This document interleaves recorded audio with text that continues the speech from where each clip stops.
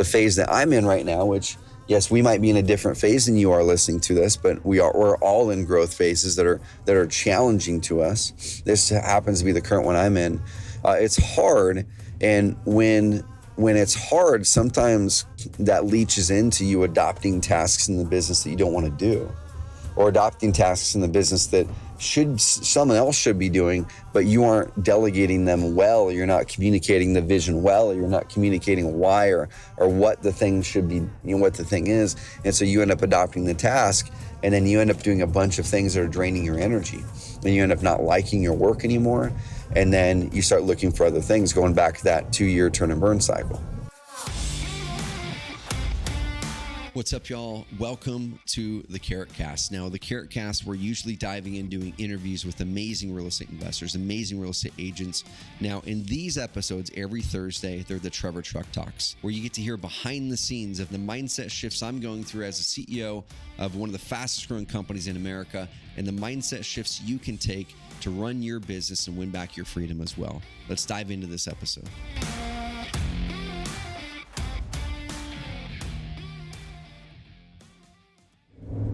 Hey y'all, heading to the office this morning early. Just got back from an amazing family vacation. We went camping at a place in Oregon called Diamond Lake, which we go every year with my older brother and his family.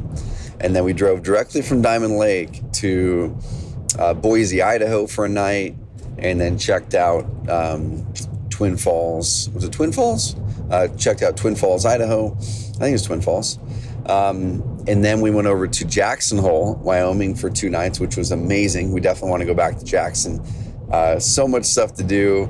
It's kind of like, growing up in Oregon, we have a lot of farms, ranches, a lot of those things around the area already. But there's something about Jackson Hole where it's just awesome. It's amazing. It's even more green than Oregon, which is kind of crazy. And then we went up to the Tetons, Yellowstone for 4 nights, which was crazy, crazy cool. Same thing. I want to go back. And so we're already starting to plan our next trips. We're starting to plan a trip down to Yosemite next year and Redwoods, and then probably hit Rushmore. And we're just going to try to hit a new national park that we haven't been to every single year as far as we can as the kids are young. That'll be a blast. We're looking forward to it. The kids are looking forward to it.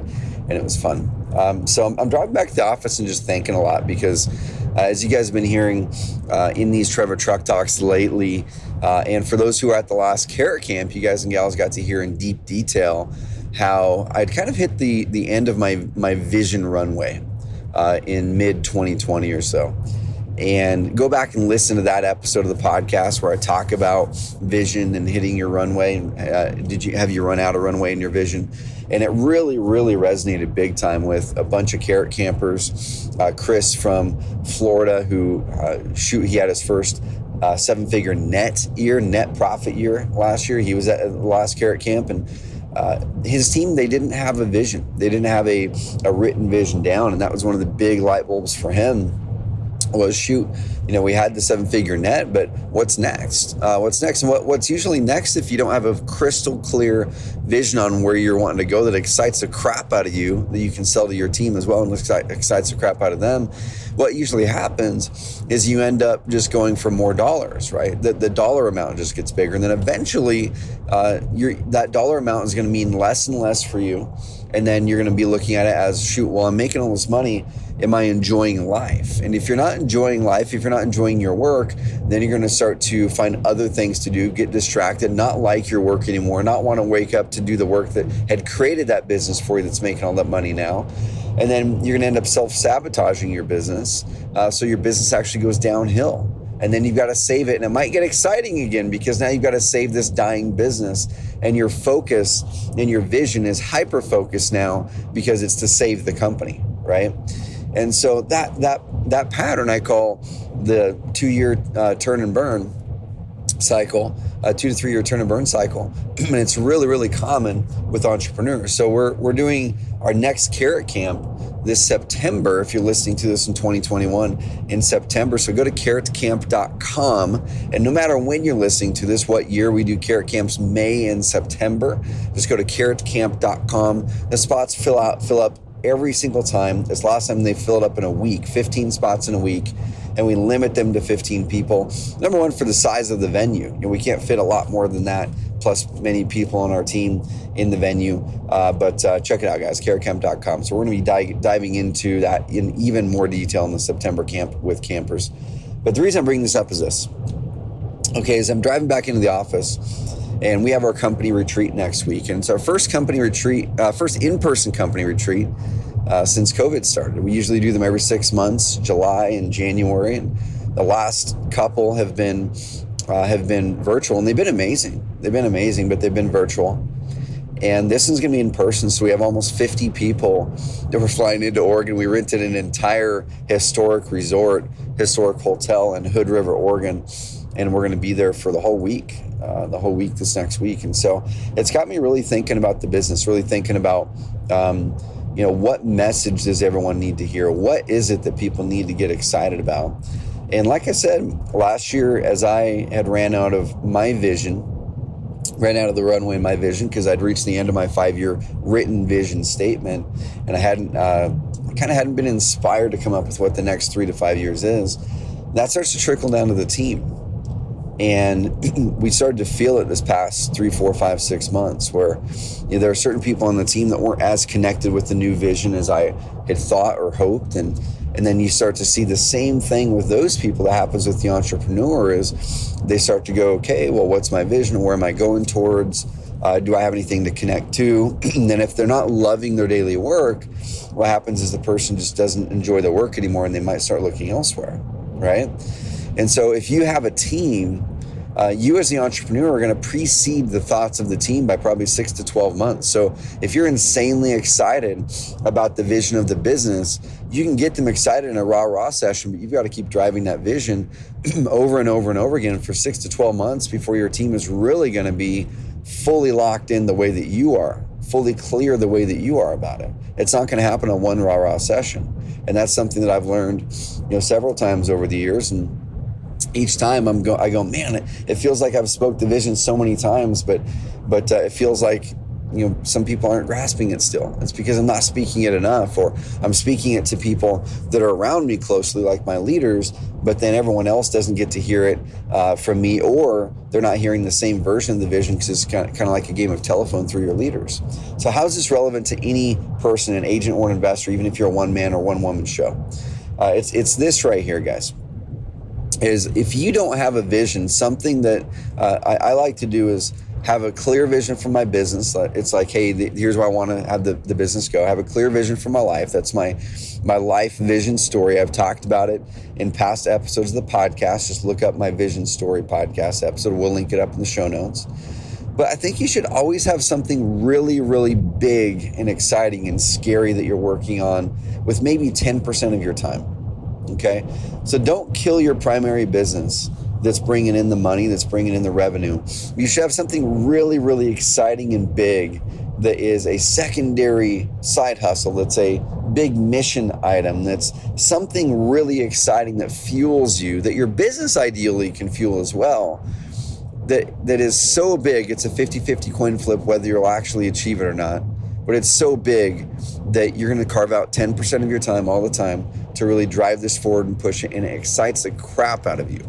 So no matter what your daily average normal work day looks like right now, even if it's not exciting to you anymore because you've already reached the revenue level that you're looking for, and it's kind of become humdrum and you're just maintaining your business now, what is that one thing that can excite the crap out of you that your business can fuel, but it doesn't have to have anything to do with your business? I'll give you a couple examples. And I'll kind of tell you where I am right now personally too. So one example is here in Roseburg. Okay, one thing that really excites me is I'd love to be a big part of actually rebuilding downtown in Roseburg and really having, making a big mark and bringing new business to Roseburg. And I've made some headway on that over the years. I started the Young Entrepreneur Group, which became the largest young entrepreneur group in the state of Oregon. And I handed that off to a group here in town that runs it now. They call it Growth Talks now. We started the Loft Entrepreneur Workspace, which is amazing, and I love it. And that's where the Carrot offices are. That's where Carrot Camp is held. And we have other amazing entrepreneurs there who are doing crazy things there. I love it.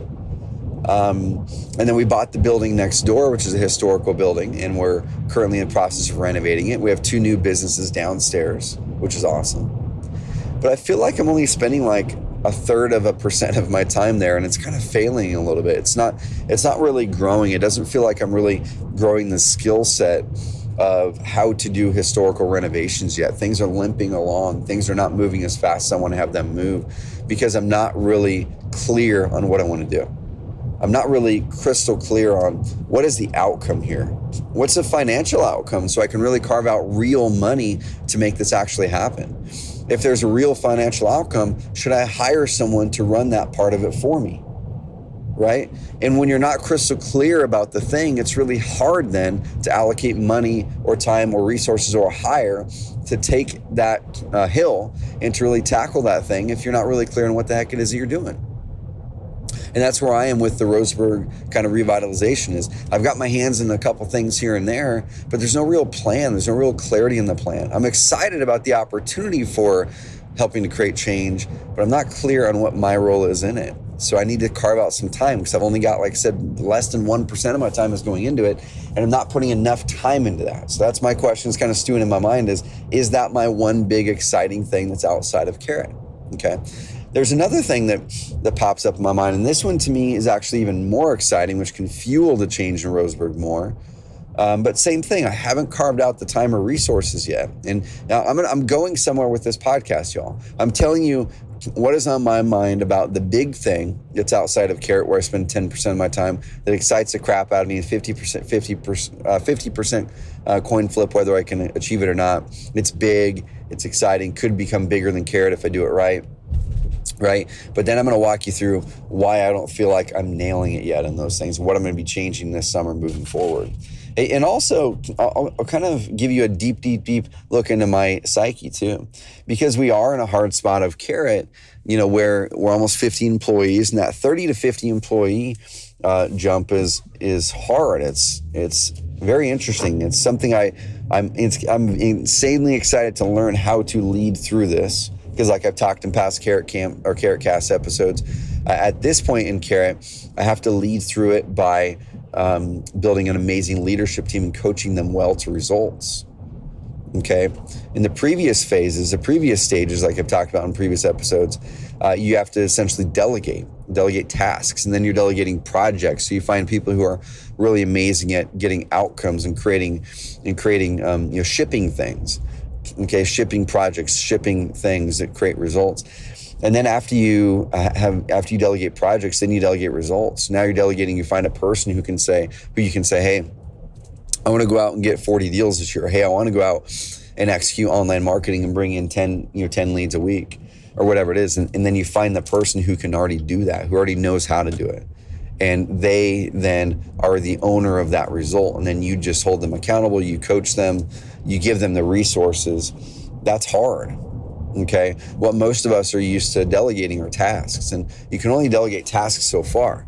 Because number one, every time you delegate a task bounces back to you to review or give approval on. And after about 6, 7, 8 people you're delegating tasks to, you get overwhelmed and you can't do your own work. Then you can delegate projects, and now you can go up above 6, 7, 8 employees at that point, because now you can go probably to 20, maybe 25 max if you're just delegating projects out, because now you have project owners, right?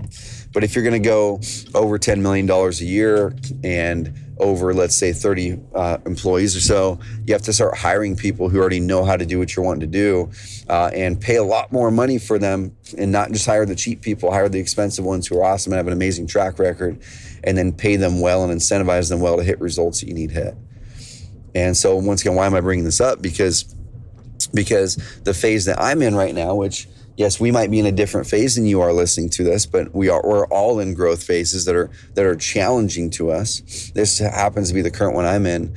It's hard, and when it's hard, sometimes that leaches into you adopting tasks in the business that you don't want to do, or adopting tasks in the business that someone else should be doing, but you aren't delegating them well, or you're not communicating the vision well, or you're not communicating why or what the thing should be, what the thing is. And so you end up adopting the task, and then you end up doing a bunch of things that are draining your energy, and you end up not liking your work anymore. And then you start looking for other things, going back to that 2-year turn and burn cycle. Right. And I've kind of waved in and out of that the past 3-4 months or so, let's say 6 months maybe, where I'll look at my week and I go, man, this week got eaten up by stuff again. It didn't have a lot of things that excite the heck out of me that really just drive that energy. My Thursday content days always give me energy. These podcasts give me energy. But there's just so many things in the business that I still haven't figured out how to lead well through. And I will. I'm positive I will. But then I end up defaulting back to my old bad habits of adopting work that I should be, finding the right person who's better at it than me, paying them well to do the work, holding them accountable to the work, and then celebrating it once they nail it. And I've still kind of not nailed that in some of the tasks that are draining my energy right now. And so that is why I'm not spending that 10% on the big thing, because I haven't been creating the mind space to be getting into that creative space as much. I haven't been creating the mind space to be able to pull out of some of those tasks I've adopted the past 6 to 12 months that drain my energy, so I can then carve out the 10% of my time so I can focus on the big thing, on revitalizing Roseburg, and really learning and building those contractor contacts, and really learning how to drive development well and swiftly and fast, because it's really, really slow right now. And hiring someone to do that, possibly reallocating part of a Carrot team member's time to do that. Or once again, the second thing is I would love, and this is going to be a part of my future for sure, hopefully this year, I want to start buying companies. I want to buy companies that are really, really good products, or really good companies that are complementary to Carrot, and help build those companies to be even better. And same thing, I've had a lot of that in my back. I did hire a consulting firm, Cathedral Consulting, my friend Seth Bueckley, who's been in the podcast a few times. They're actually helping us with the process right now. And that right there is hiring the who versus me having to figure out the how. And they're helping to streamline the process big time. And just a couple weeks ago, I brought in Alex, my director of operations, into the fold, so it wasn't just me. And so I'm moving forward on that one, which is exciting. That to me is crazy exciting. That's crazy exciting. Looking at businesses and looking for businesses that are promising, that are complementary to Carrot, that help add value to our customers, that I can go in and purchase, that have amazing cultures already, amazing teams, amazing products that are complementary to ours, that I can go in and purchase and bring their team into the fold of Carrot's culture and make it even better, and help and have their stuff make us even better. That excites me. And so what I'm doing moving forward, as I'm looking at what I need to do for the company retreat this next week, I'm going, okay, for the sake of the business, I need to be in a spot that I can really unleash the team, the genius on our team, to go out and do what they do amazingly well, so they can do work that fires them up even more, that gives them even more energy, which means I need to be in a spot that can actually do that, and that can actually do more of the things that give me energy, like I talk about in the energy audit. Okay, so then I can spend more time. I can spend 10% of my time on the big thing, 10% of my time on going out there and finding companies to acquire, and or 10% of my time going out there and figure out how to develop historical properties and rebuild downtown Roseburg. There's a third big thing, which this excites me as well, which feeds directly into Carrot, is I've actually become business partners with one of our customers in a market, and we're crushing it. We're probably, it's going to be really close, but we're probably going to have our first $100,000 a month. This is gross wholesale profits, okay? We're wholesaling in a way that is not the way most people are wholesaling right now. We're paying more than most people are able to pay, and we're selling for far more than 90% of wholesalers, 99% of wholesalers is selling for, okay? And we're not doing sub 2, we're not doing any of that kind of stuff. I'm not saying that's bad, it's amazing, but that's just not what we're doing right now, because we feel there's an 18-month to 2-year time period that this window is going to be open where we can go in there and add so much value to the market, but build a 7-figure business really fast and bring in 7 figures a year for the next 1-2 years and crush it, and then kind of reposition the model a little bit after that. But that excites me as well. But the cool thing about that is that's taking maybe 30 minutes a week of my time. 30 minutes a week of my time, guys. And it's $100,000 a month business already in month 3 of the business, which is crazy. And I'm a 50-50 partner in it. So add those numbers up. Okay, 30 minutes of time a week. I deployed part of my team. I paid them money out of my own pocket, have them doing some things for me. And I'm going to be making 50, 60 grand, this summer, each and every month, excuse me, with a very, very side hustle business, but that's insanely complementary to Carrot. And I'm actually going to be recording content. The main reason I'm doing this, guys, because it gives me energy. I want to record content that you guys can start to dive into and see what we're doing to build this business 100% using online marketing. We're not doing any other marketing for this. 100% online marketing, 100% Carrot, 6-figure monthly business in month 3 of the business already. Okay. So I'm going to be documenting this content and showing you guys exactly how we're doing it. But I know this episode has been a little bit roundabout. It's been a little bit kind of touched on this topic, touched on that topic. So I want to kind of tie it into a bow here for y'all. Okay. So let's tie it into a bow here for y'all. The big thing that I'm thinking about right now is, what do I need to do over the next 3 weeks, 4 weeks, to be able to position myself in this company in a way where my team can go after the results with energy, do the work that excites them. We've got them unblocked so they can go out there and really make Carrot in your lives even better. But then how do I free up 10% of my time to focus on an insanely big idea that may or may not work, but that excites me, that pulls me towards my life's vision, that gives me energy, and that no matter what my daily work at Carrot ends up being on a given week, as long as I'm carving out 10% of my time that week for this new big thing, then I have an amazing week that gives me energy, that gives me joy, that gives me purpose and vision and passion, even if the normal business isn't giving it to me in that moment. My aim is always to make sure that Carrot is giving me more energy than it's taking away. Some weeks right now, it's taking away a little bit more than it's giving me, but that right there gives me the focus and gives me the aim now to go out there and go, okay, what do I need to do? Take the energy out of it. What things are draining my energy? Who on the team can tackle those far better than I can? How do I delegate that well? How do I have good, healthy accountability? And now what do I replace that with in order to really go towards that big thing? So wrapping it into a bow, guys, I want you guys to always have something really, really big and really, really exciting that is a side focus, a side hustle that takes up 10% or less of your time. If it's less than 1%, it probably isn't going to become reality. It's probably going to become a distraction for you, but 10% you can make movements on that.